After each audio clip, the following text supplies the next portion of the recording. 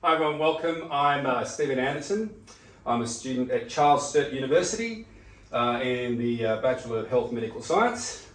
And today I'm going to do my presentation on cybernetics, implanted or deeply connected. And I'd like to welcome all the health professionals here today. Mr. Ian Manaville, pharmacist, Dr. Lydia Garside, paediatrician, and Annalisa Desano, clinical psychologist. So welcome. Thanks for being here. All right, so cybernetics, the question, implanted or deeply connected. So this is an overview of what we're going to do today. We're going to have a look at some definitions. So we did ask before, what is cybernetics? We'll find out. What are cyborgs? We might have a popular culture version of what a cyborg is in our head. So we'll be looking at that. Part two, we're going to have a look at the history, where we start from, where are we now. Then we're going to have a look at the latest research. It's a pretty big field, so we're going to have a look at some of the new research, some of the breakthroughs. There's going to be some discussion about how connected we are, have a bit of reflection, and also futures, where are we going, what's up next, what are the implications.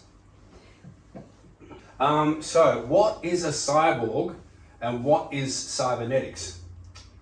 So a cyborg is an organism that has restored function or enhanced abilities due to the integration of some artificial component or technology, and it relies on some sort of feedback, for example, prosthesis, artificial organs, implants, or in some cases, wearable technology. In case that comes to mind, you put on your Garmin, you go for a run, you're getting feedback about heart rate, how far you traveled, how you're feeling, that you're a cyborg, pretty much when you put a Garmin on. Or maybe your smartphone, because that data goes to your smartphone. Simple definition is augmented human being. So that means you've added something to the human being.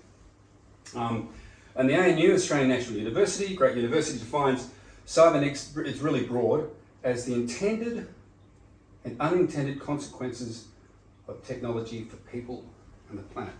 So that's a pretty broad definition. We'll get into that later on. So let's have a look at history. So quite interesting. So what I call the passive implant was like the first case of a cyborg, which is the hip implant, which happened at the 10th International Medical Congress in Berlin in 1891, a long time ago. A bit of a representation here of that event.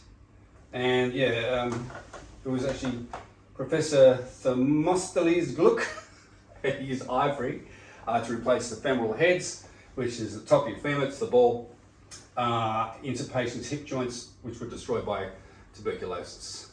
Starts in the lungs, can go to the bone, can destroy the bone. So that was where it all started. Hip replacement is probably the most known implant you can ever have, or people talk about the most. And now, where are we? Well, 2023. I've loosely called this the brain-to-brain machine. So you can see a picture here.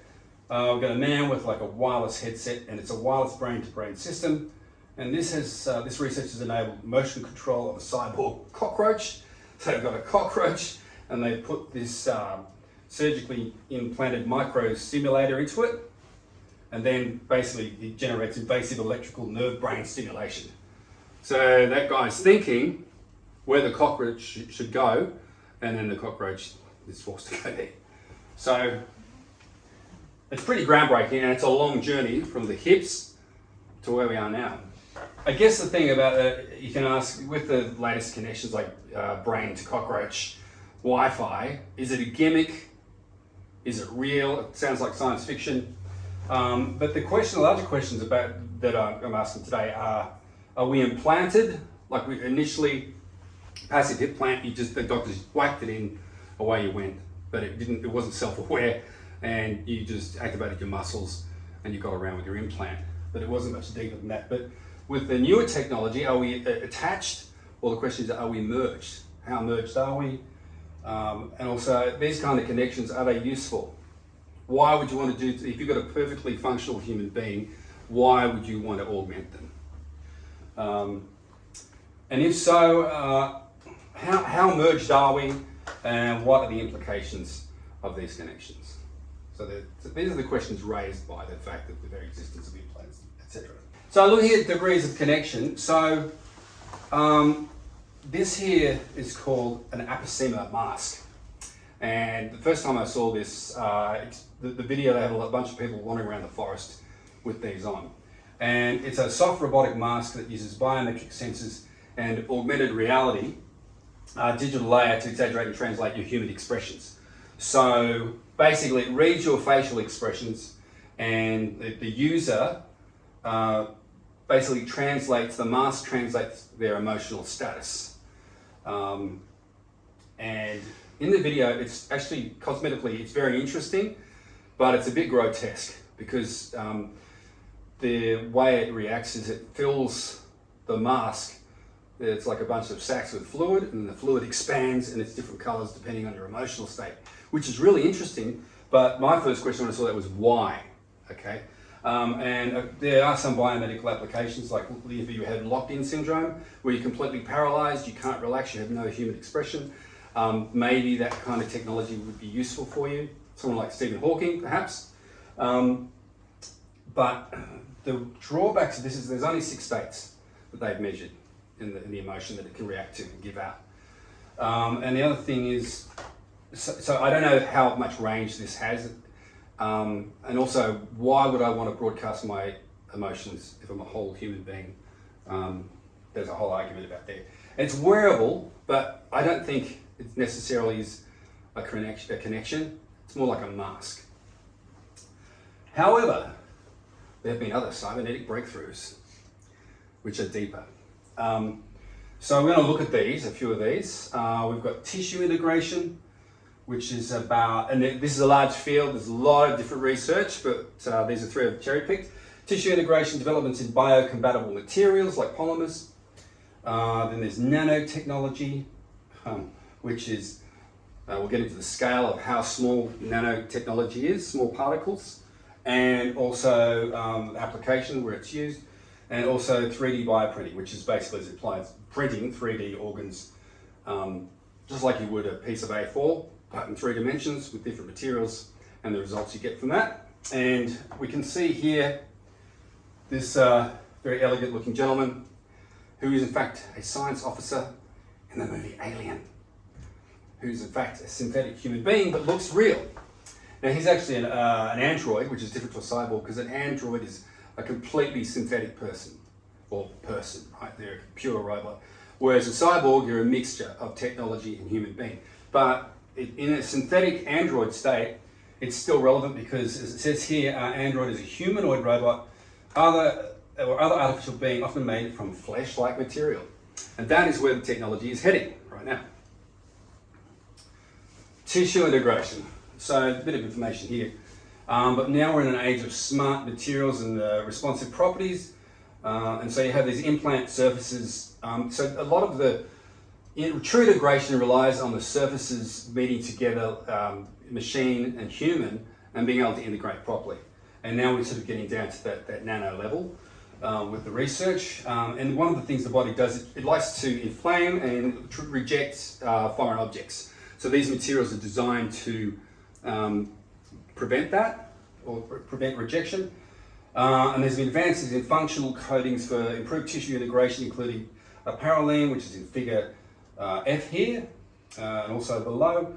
Because the properties of this is it has chemical inertness, so it's not going to react in your body like magnesium or something to set it on fire. It's mechanically resilient, so it's tough, so you can stay there for a long time. It's high biocompatibility, so it wants to stay in your body. And it's also FDA approved, which is the big body in the USA, which approves, it's got ISO 10993, so it's a rated compatible coating material for implants, and they use it on electrodes, other probes for living organisms and implantable devices. And it obeys all those governing principles that this body regulates so that you can put it in your body, and scale it as well. And you can see, once again, we've gone through the parylene coating. It's anti-corrosive, so it's not going to rust in your body, which is a bad look. It's biocompatible, as I said. It's also antibacterial, so warding off infection, and it's also therapeutic. Nanotechnology. This is where we get into the small scale stuff. The International System of Units, the prefix nano means 1 billionth. So a nanometer is 1 billionth of a meter. So that's pretty amazing. We've got that kind of technology we're using now. And nanoparticles are materials with overall dimensions in the nanoscale under 100 nanometers. And they have extensive application in medical science, nanomedical science in the medical field, including biomedical implants and tissue engineering. And in one case here with the research, they kind of provide essential structural scaffolding to create new functional structures so they look like natural tissues, and the live cells come in and they flourish together. Much like a lattice and ivy, that's how I would think of it. One's still a lattice, one's still the ivy, but they're integrated down at the deep molecular level. And you can see here, got a chart and it's got various nanoparticles.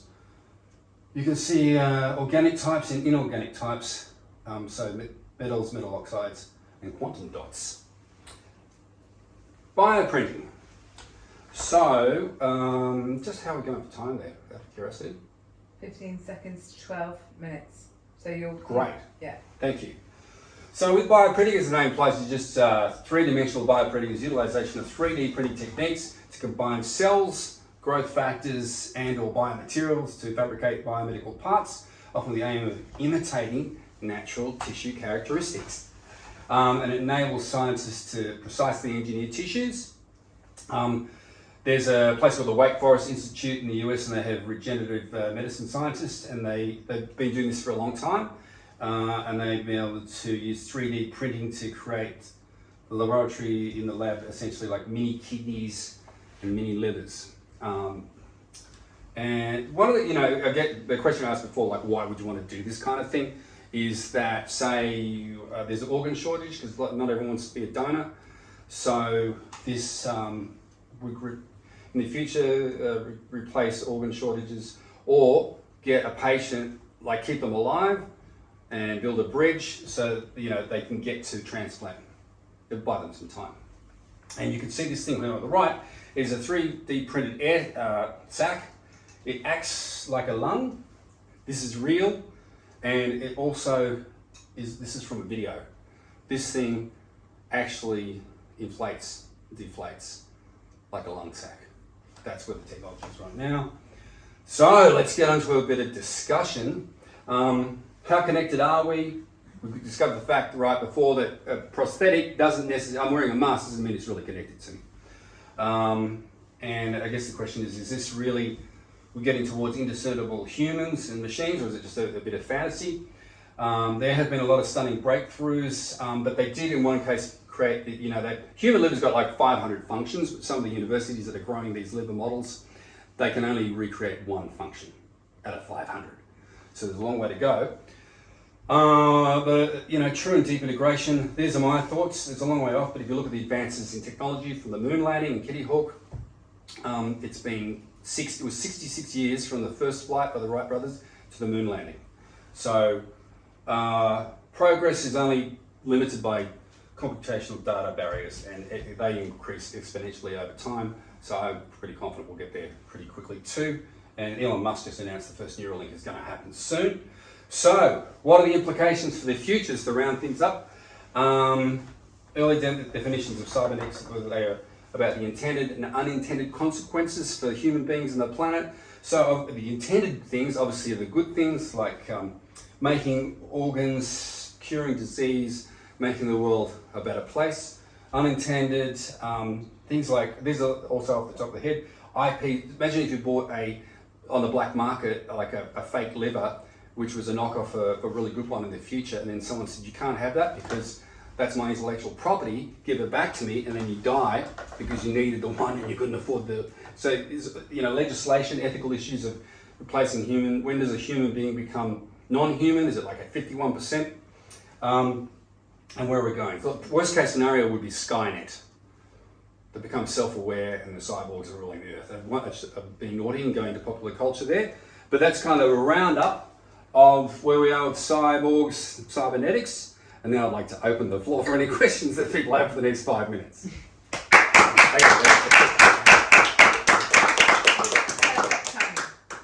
Thank you. Any questions? Anyone? Yes, sir. I was interested in what you said about growing small organs. So I've heard of organoids that are like these synthetic organs, but then you also said that they've grown some livers, but they don't actually work like livers because they've only got one function. So That's right, yeah. how is that progressing? Like, do you think the ethical issues around growing organs, and can you talk a little bit about that? That's a good question. I mean, it's you know, people, there's also human and animal transplants, which have been around for a while, and there's a bit of ethical concern around that. So I mean, they're good questions. I just think that before you get to that question, the level of complexity is the main question, and it's wrapped up in the about being able to process the complexity. One thing I remember from microbiology subject I did was that we studied one cell and the amount of organelles that exist in one cell and the amount of activity. The lecturer at the time said it would be like sitting in a football stadium and having massive, like different sized balls flying past your head at high speed all the time. That's one cell in the human body. So it's still very ambitious that we can replicate a human organ or truly get down to that level. So I think it's going to be a while. I think those questions are there, but I think it's going to be a while before we have to cross that threshold. Yes? Can you tell me the country in the world that has the most cyborgs in it? Like, are there places where that this technology is used? Because I heard in Sweden they have like a chip in their palm and they just go like that as they go through the tube. That's a good question, and it depends how you like rank technology. I'm not trying to be too flippant here, but I maybe the US, because there's probably more people with prosthetic butt and breast implants which qualify them as cyborgs, but I really don't have that data available right now. But like as I said before, anyone who's using a Garmin or a smart device is technically a cyborg, but how deep and developed they are, I can't tell you that right now, but I'm sure we'll find out soon. Yes, sir. Could you explain a bit more about the Skylink thing? What's called by Elon Musk? And how that Neuralink? applies, Neuralink, and how that applies to the Yeah, well, I think he's just wants to implant into the human brain, and then I think that's for anyone who's worked in maybe spinal or in paralysis or neck injury or anywhere like that with Neuralink, there's like a hope that people will have a return to function, so that it'll bridge that gap where the spinal cord's been compromised, and then people might be able to do things like walk again because it'll bypass a lot of the nerve problems, which I think is great. How are we going for time? How many minutes have we got? I stopped counting for the questions. I'll do one more question. Can I ask one more Yes, question? yes. The nanotechnology really interests me. Yes. So, do you think that the nanotechnology might be able to go into the bloodstream and then like mop up all the cancer cells, for example? Great idea. I mean, that reminds me of what's that movie called? Back in the 1960s. They actually, and I love, once again, being naughty, shouldn't talk about speculative fiction, but that is a piece of speculative fiction, the Fantastic Voyage, where injecting someone into the bloodstream. I think they will be able to do that. Yeah. But it's just a matter of being able to get down to that deeper level. But to round the whole thing up, I think the secret to having a legitimate, indiscernible cyborg kind of being, and maybe like 50, 100 years will be there, is when you get down to that real molecular level and be able to integrate and like massage the two together. That's when you'll have your real cybernetic human being, and then the real problems will start, and hopefully it'll solve some too. But that's about it for today. Thank you for your time. Thank you.